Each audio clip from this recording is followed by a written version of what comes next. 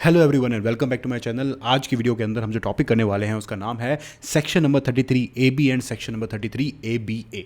ये वीडियो एक comparative video होने वाली है क्योंकि ये दो सेक्शंस ऐसे हैं जिसके प्रोविजंस काफ़ी हद तक सिमिलर हैं। तो जब क्वेश्चन आता है सामने तो थोड़ी सी कन्फ्यूजन हो सकती है कि यार किस चीज़ में क्या प्रोविजंस एप्लीकेबल होते थे। तो इन दो सेक्शंस को बहुत ही ज़्यादा बेनिफिशियल रहता है कि अगर आप एक कंपैरेटिव मैनर में इसको पढ़ो।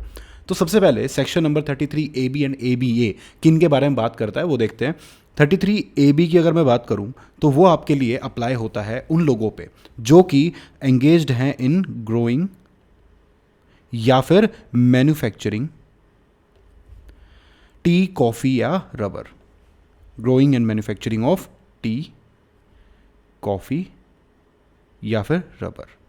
तो ऐसे लोगों पे ये चीज़ एप्लीकेबल होती है section number 33 A B A. उसके बाद अगर मैं बात करूं आपसे कि section number 33 A B apply होता है growing and manufacturing of tea, coffee and rubber. और अगर मैं बात करूं सेक्शन नंबर 33 ए बी की तो ये एप्लीकेबल होता है ऐसे लोगों पर जो क्या करते हैं, प्रोस्पेक्टिंग या फिर आपका एक्सट्रैक्शन या फिर प्रोडक्शन ऑफ नेचुरल गैस और पेट्रोलियम, ऑफ नेचुरल गैस और आपका यहां पर पेट्रोलियम। तो इन एक्टिविटीज़ में जो लोग एंगेज्ड हैं तो ये स्पेसिफिकली अलग अलग करके इनके ऊपर अप्लाई होता है। और ये डिडक्शन है किस टाइप की?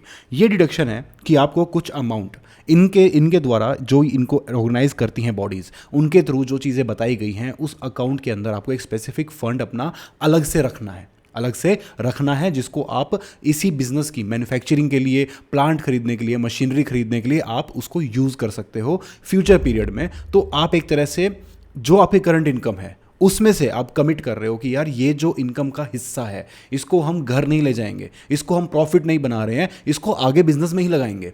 ठीक है, तो आगे बिजनेस में ही लगाएंगे। तो आज हम इस चीज़ को जमा कर रहे हैं ताकि आगे हम उस चीज़ को यूज़ कर सकें, उसी फंड को वहाँ पर। तो एक तरह से आप आगे का फ्यूचर एक्सपेंस आज ही बुक कर रहे हो। ठीक है, तो वो चीज़ होगी कैसे फिर?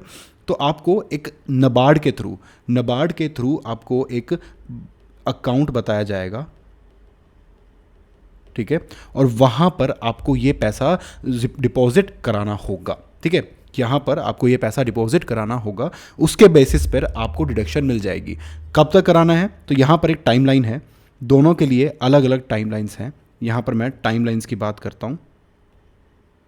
ठीक है, तो दोनों के लिए अलग अलग टाइमलाइंस हैं। कैसे? ये हुआ आपका प्रीवियस ईयर, ठीक है, और ये हुआ आपका असेसमेंट ईयर। अब नबार्ड तो ये कहता है कि भाई प्रीवियस ईयर के एंड होने के बाद 6 महीने के अंदर अंदर, या तो 6 महीने के अंदर अंदर, या फिर जो आपने रिटर्न भरनी है, जो आपने एनुअल रिटर्न भरनी है, उसमें से विच एवर इज अर्लियर, इस डेट तक अगर आप पैसा जमा करा देते हो नबार्ड वाले अकाउंट के अंदर, तो उस केस में आपको इस पॉइंट तक अगर जमा कराते हो तो आपको उस जमा कराई हुई अमाउंट की डिडक्शन मिल जाएगी। जो कि लेकिन जो यहाँ पर ये वाला केस है हमारा नेचुरल गैस और पेट्रोलियम के केस के अंदर सेम बात, यही आपका एक प्रीवियस ईयर हुआ। ठीक है, और आपको ये पैसा जमा कराना है, और ये आपका हुआ असेसमेंट ईयर। तो यहाँ पर कंडीशन ये है कि भाई प्रीवियस ईयर के एंड होने तक ही जमा करा देना है। वहाँ पर प्रीवियस ईयर के बाद का टाइम नहीं मिलेगा। प्रीवियस ईयर के दौरान ही जो पैसा आपने कहाँ पर जमा कराना है, यहाँ पर तो जैसे आपके पास नबार्ड है तो यहाँ पर स्पेसिफाई किया गया है कि आपको जो पैसा जमा कराना है वो कराना है SBI के साइट रिस्टोरेशन अकाउंट के अंदर, SBI के साइट रिस्टोरेशन अकाउंट में।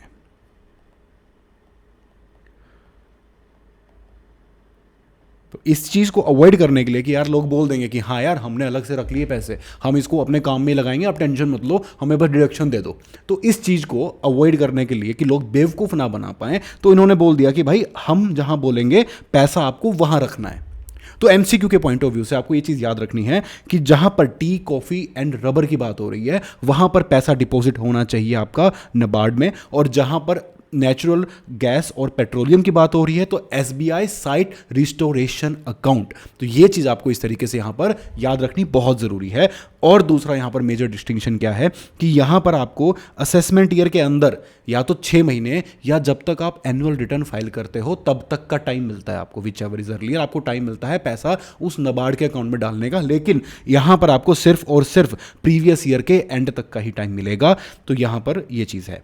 अब देखो नेक्स्ट क्वेश्चन आपका क्या बनना चाहिए कि भाई अमाउंट क्या होगी। क्या कितना भी अमाउंट उठा के मैंने 100 रुपया कमाया और मैंने 100 रुपये ही नाबार्ड में डाल दिए तो क्या पूरी की पूरी इनकम मेरी डिडक्शन में आ जाएगी? तो ऐसा नहीं है। यहाँ पर कंडीशन क्या है कि जो आपको डिडक्शन मिलेगी वो होगी एक्चुअल अमाउंट जो आप जमा करा रहे हो, एक्चुअल अमाउंट, या फिर आपका 40% ऑफ पीजीबीपी का इनकम, 40% ऑफ पीजीबीपी का इनकम,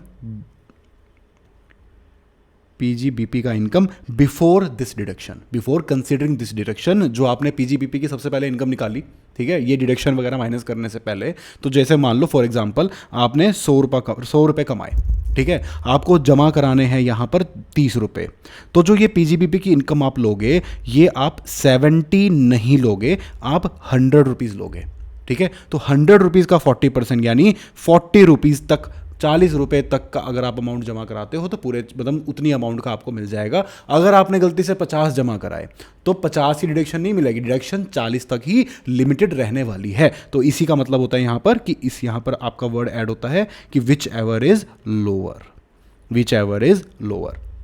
अब सेम मैनर में आपका साइट रिस्टोरेशन अकाउंट में डालने पे मिलेगा, लेकिन वहां पर एक डिस्टिंक्शन बस इतना है कि ये 40% से अमाउंट रिड्यूस होकर आपके पास रह जाती है सिर्फ और सिर्फ 20%। तो यहां पर क्या होगा, एक्चुअल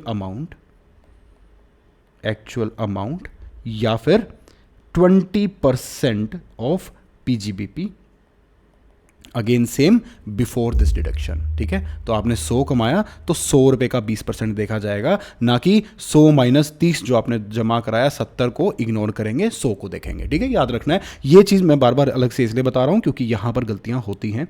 आप पूरा का पूरा क्या करते हो, जोश जोश में फटाफट पूरी की पूरी पीजीबीपी इनकम निकाल लेते हो, उसके बाद उसकी परसेंटेज देखते हो, तो वो नहीं करना है। तो यहाँ पर इस चीज़ को ध्यान में रखना है, ठीक है। तो आई होप यहाँ पर ये पॉइंट समझ में आ गया हो। उसके बाद हम देखते हैं कि यार ठीक है, आपने बता दिया, आपने अपने निर्धारित समय जो आपने हमें बताया उस समय के अंदर अंदर हमने पैसा जमा करा दिया, जितना आपने बताया उतनी हमने डिडक्शन ली, उससे ज़्यादा नहीं ली, हमने अच्छा बच्चा बन के सारे काम किए। तो अब यहाँ पर ये भी बता दो कि यार इसको यूटिलाइज़ कैसे करना है। तो यूटिलाइज़ आपको करना है कि भाई जो आपका टी, कॉफ़ी और रबर बोर्ड होगा, यूटिलाइजेशन की अगर मैं बात करूँ तो जो T, coffee and rubber board है, बोर्ड जैसे बताएगा वैसे आपको यूटिलाइज़ करना है। मेनली यहाँ पर एक तरह से प्लांट एंड मशीनरी, मैन्युफैक्चरिंग में जो चीज़ें यूज़ होती हैं उन चीज़ों को लेने में यूज़ होता है। रेवेन्यू एक्सपेंस यहाँ पर अलाउड नहीं होते हैं, ठीक है। ऑफिस में अगर आप कोई अप्लाइंसेज लगा रहे हो उसमें अलाउड नहीं है, कंप्यूटर लोगे तो वो अलाउड हो जाता है। तो इन बातों का यहाँ पर आपको ध्यान रखना होगा, ठीक है। और यहाँ पर बोर्ड नहीं बताएगा, यहाँ पर देखो, यहाँ पर बोर्ड बता रहा है of tea, coffee and rubber, लेकिन यहां पर सीधा बताएगी बड़ी चीजें है ना यार, नेचुरल रिसोर्सेज, पेट्रोलियम कितना इंपॉर्टेंट रिजर्व्स हैं, ठीक है। तो इन चीजों को बताने के लिए कौन आएगा यहां पर, मिनिस्ट्री ऑफ पेट्रोलियम, सीधा मिनिस्ट्री ही आ जाएगी भाई, ministry of petroleum and natural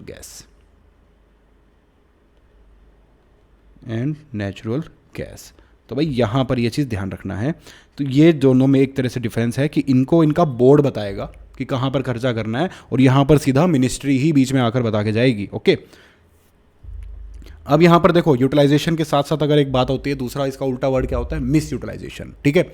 सही से यूटिलाइज किया तो कोई दिक्कत नहीं है, कोई आपको नहीं छेड़ेगा, लेकिन गलत यूटिलाइजेशन किया तो जिस साल आपने ये गलती करी उसी साल जो वो मिस यूटिलाइजेशन की अमाउंट है जिसका डिडक्शन आपने पहले लिया था वो अब टैक्सेबल हो जाएगी, ठीक है। इस बात का यहां पर ध्यान रखना है, ठीक है।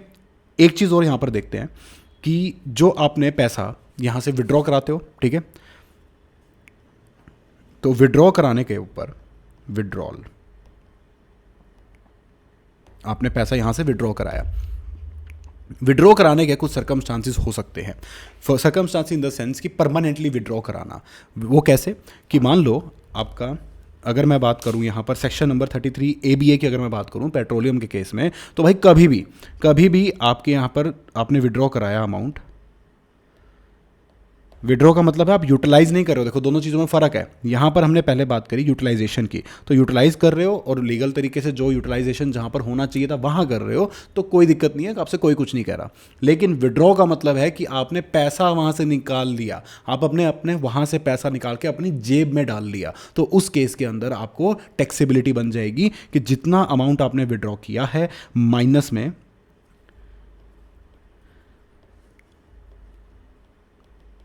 विड्रॉ किया हुआ अमाउंट माइनस में सेंट्रल गवर्नमेंट को जो भी आपने पे किया होगा, तो वो जो अमाउंट है वो आपकी यहाँ पर टैक्सेबल हो जाएगी किसी भी सर्कमस्टांस में आप विड्रॉ कराओ।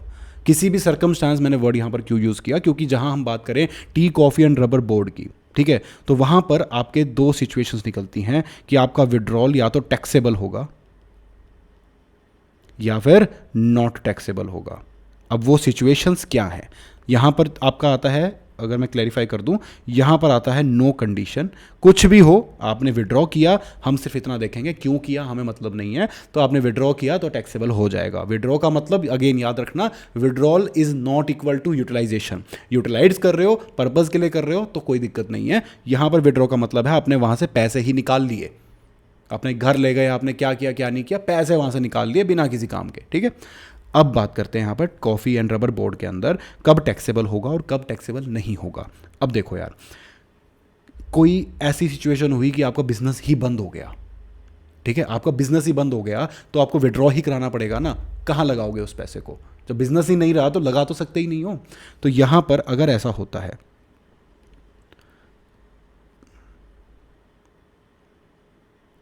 क्लोजर ऑफ बिजनेस, सॉरी ये टैक्सेबल होगा। बिजनेस आप अपनी मर्जी से भी बंद कर सकते हो, ठीक है। तो यहां पर इन्होंने बोला कि क्लोजर ऑफ बिजनेस ये आपका टैक्सेबल हो जाएगा। रीजन बीइंग कि लोग ऐसा कर सकते हैं कि भाई बिजनेस खोला, बहुत पैसा कमाया, उसमें से जब पैसे में टैक्स देने की बारी आई तो नबार्ड में जमा करके बोल दिया कि भाई हमें तो डिडक्शन दे दो। उसके बाद में क्या किया कि चलो पैसे विड्रॉ कर लेते हैं, बिजनेस बंद कर देते हैं, ठीक है, गवर्नमेंट को बोल देंगे कि यार पैसा कहाँ लगाएंगे हम, ठीक है। तो उस केस के अंदर वॉलेंटरीली आपने बिजनेस बंद किया है अपना, ठीक है, तो वहाँ पर आपको पैसा विड्रॉ करते ही टैक्सेबल हो जाएगा उसी साल में जिस साल आपने वो पैसा विड्रॉ किया। दूसरी बात आपकी आई कि डिसोल्यूशन ऑफ फर्म, आपकी बिजनेस की आपकी पार्टनरशिप फर्म थी, आपने फर्म को डिसॉल्व कर लिया, ठीक है। अब बात करते हैं किन सिचुएशंस के अंदर ये टैक्सेबल नहीं होगा। तो भाई सीधी सी बात देखो, कुछ चीज़ें ऐसी होती हैं जो बियॉन्ड योर कंट्रोल हो सकती हैं, जैसे कि जो असेसी है उसकी डेथ हो जाए, डेथ ऑफ असेसी, ठीक है। और उसके अलावा हमारे पास क्या पॉइंट हो सकता है, HUF का पार्टीशन, जो कि एक नॉर्मल बात है, होता ही है।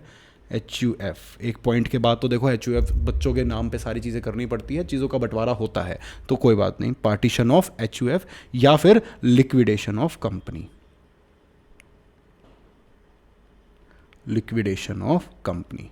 तो इन केसेस के अंदर आपका यहाँ पर टैक्सेबल नहीं होगा, और क्लोजर ऑफ बिजनेस या डिसोल्यूशन ऑफ फर्म के केस के अंदर उस साल में टैक्सेबल हो जाएगा जिस साल में इस अमाउंट को विड्रॉ किया जाएगा। और जो अगर मैं पेट्रोलियम और नेचुरल रिसोर्सेज की बात करूँ तो उस केस में कोई ये सब नहीं देखेंगे हम कि टैक्सेबल कब होगा, नॉन टैक्सेबल कब होगा। आपने विड्रॉ कराया तो माइनस में जितना पैसा आपने गवर्नमेंट को दिया है उसके अलावा आपका टैक्सेबल यहाँ पर हो जाएगा, ठीक है। तो ये तो हुए हमारे सारे अलग अलग पॉइंट्स। अब कुछ पॉइंट्स हैं जो दोनों को लेके कॉमन है, ठीक है, दोनों को लेके कॉमन है, तो हम उन कॉमन पॉइंट्स को भी डिस्कस कर लेते हैं।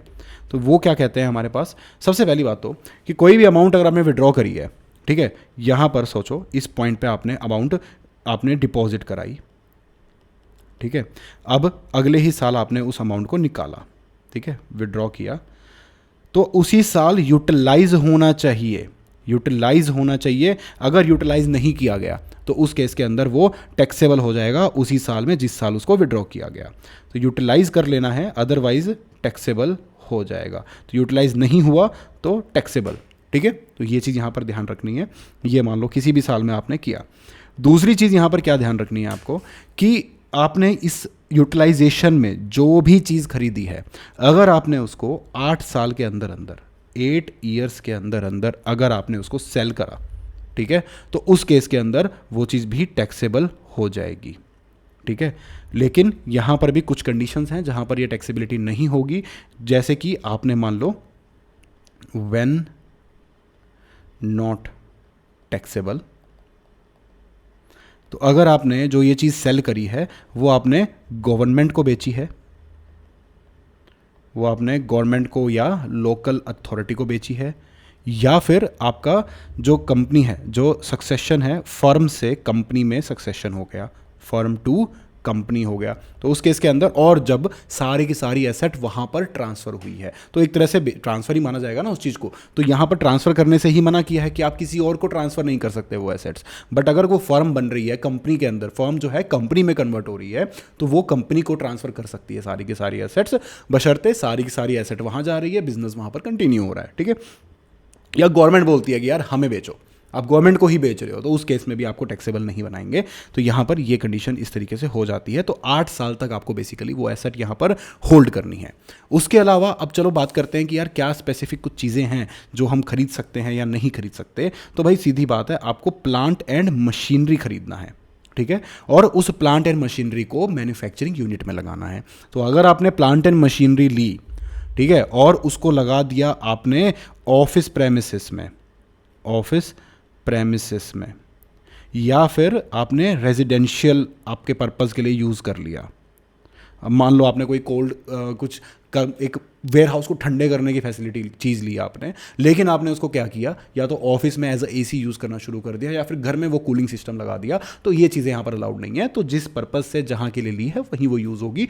ऑफिस के केस के अंदर सिर्फ और सिर्फ कंप्यूटर अलाउड है, कि आपको कंप्यूटर लिया है ऑफिस में काम के लिए, तो वो आप उस पैसे के यूटिलाइजेशन में खरीद सकते हो। Computer allowed, otherwise everything else is taxable. ठीक है, तो ये हुआ आपका यहाँ पर ये वाला पॉइंट। उसके बाद हम बात करते हैं कि भाई नेक्स्ट पॉइंट आपका आता है यहाँ पर, हाँ, यहाँ पे प्लांट मशीनरी देखो, चाहे ऑलरेडी आपने क्या कहते, अगर आप किसी और सेक्शन में 100% डिडक्शन ऑलरेडी ले चुके हो, ठीक है, 100% डिडक्शन ऑलरेडी क्लेम्ड, तो भी आप इसको डिडक्शन में नहीं ले सकते हो। तो भी आपका जो ये एग्जम्पशन है, ये जो अमाउंट है, यूटिलाइजेशन है, उसको नहीं माना जाएगा, और वो जो डिडक्शन है वो विड्रॉ कर ली जाएगी। विड्रॉ करने का मतलब है आपको उसके ऊपर टैक्स देना पड़ जाएगा। तो यहाँ पर एक तरह से एक ही चीज़ के अंदर 3 मेजर पॉइंट्स आ गए। क्या क्या, कि प्लांट एंड मशीनरी लेना है, मैन्युफैक्चरिंग में यूज़ करना है, ऑफिस में नहीं लगाना है, रेजिडेंशियल हाउस में नहीं लगाना है, ऑफिस में अगर लगाना है तो कंप्यूटर आप ले सकते हो, वहाँ पर कोई दिक्कत नहीं आएगी, और 100% डिडक्शन ना ली हो आपने पहले, तो उस चीज़ के अंदर आप इसके अंदर नॉर्मली यूटिलाइजेशन माना जाएगा, कोई दिक्कत नहीं है, अदरवाइज ये चीज़ टैक्सेबल हो जाएगी। तो यहाँ पर इस तरीके से इस चीज़ को याद रखना है आपको।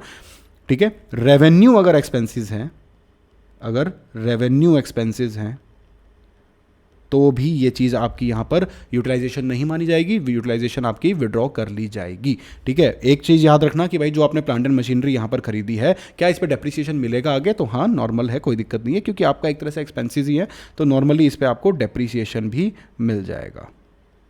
Depreciation will be allowed. ठीक है, एक चीज़ यहाँ पर याद रखनी है कि भाई इनको अपने बुक्स ऑफ अकाउंट्स ऑडिटेड कराने बहुत ज़रूरी हैं। Books of accounts audited under 3AC और 3AD। ठीक है, 1 month prior to due date of return. जो भी इनका जो एंटिटी का स्टेटस है, उस स्टेटस के हिसाब से जो भी उनकी ड्यू डेट बनती है, उस डेट से 1 महीने पहले उनको बुक्स ऑफ अकाउंट्स का ऑडिट कराकर इन फॉर्म्स के अंदर उसको सबमिट करना है 1 month prior to due date of annual return. Due date of annual return. तो भाई यहाँ पर था, देखो कितने सारे पॉइंट्स हैं, हमने ये बहुत सारे अच्छे पॉइंट्स हैं जो कि आपको MCQs में भी कवर हो सकते हैं, आपसे क्वेश्चन भी पूछा जा सकता है। तो क्या क्या चीज़ें मेन याद रखनी है, मैं दोबारा बता देता हूँ आपको। तो भाई सबसे पहले आपको याद रखना है ये जो टाइम लिमिट है, ये जो टाइमलाइन है, इसको अच्छे से याद रखना है कि प्रीवियस ईयर के बाद 6 महीने के अंदर अंदर या annual return which ever is earlier in case of coffee, रबड़ एंड टी। लेकिन अगर मैं साइट रिस्टोरेशन अकाउंट में अगर पैसा जमा कराना है उसकी बात करूँ, तो प्रीवियस ईयर से पहले आपको वो जमा करा, 31 मार्च से पहले आपको वो जमा करा देना है। उसके बाद कितना amount, 40% in case of tea, coffee and rubber and 20% in case of petroleum and natural resources. उसके बाद आपके पास पॉइंट आता है कि भाई अगर आपने यूटिलाइज नहीं किया, विड्रॉ किया है, तो उस केस में अगर मैं ऑयल, नेचुरल रिसोर्सेज और पेट्रोलियम की बात करूं तो भाई किसी कोई कंडीशन नहीं देखेंगे, सीधा उसको टैक्सेबल कर देंगे। लेकिन अगर मैं बात करूं T, coffee and rubber board की, तो अगर क्लोजर ऑफ बिजनेस है, ठीक है, अगर क्लोजर ऑफ बिजनेस है, डिसोल्यूशन ऑफ फर्म है तो टैक्सेबल है। अदरवाइज अगर डेथ ऑफ एसएससी है, पार्टीशन ऑफ एचयूएफ है, लिक्विडेशन ऑफ कंपनी है तो टैक्सेबल नहीं करेंगे उसको।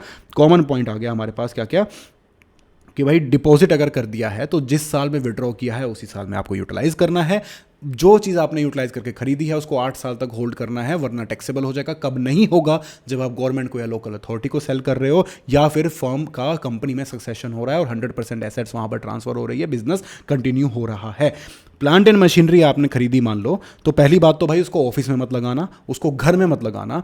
ऑफिस में लगाना है तो कंप्यूटर ले सकते हो, कोई दिक्कत नहीं है। 100% डिडक्शन पहले से उस चीज़ की ना ले रखी हो आपने, कि भाई किसी और बिजनेस में 100% डिडक्शन ले रखी थी, अपने इस वाले पार्ट के अंदर आपने उसको ट्रांसफर करके दिखा दिया और उसमें आप अंदर कह रहे हो कि मैं आप फिर से डिडक्शन ले लूँ, तो ऐसी चीज़ें आप नहीं कर सकते हो। रेवेन्यू एक्सपेंस को यूटिलाइजेशन नहीं माना जाएगा और बुक्स ऑफ अकाउंट्स को ऑडिट कराना पड़ेगा। तो भाई ये सारा का सारा आपका टॉपिक हो गया है कवर। बहुत सारे पॉइंट्स हैं, एमसीक्यू के हिसाब से भी और वैसे भी इंपॉर्टेंट टॉपिक बनता है, तो इसको अच्छे से करना, इस पर क्वेश्चंस करके देखना।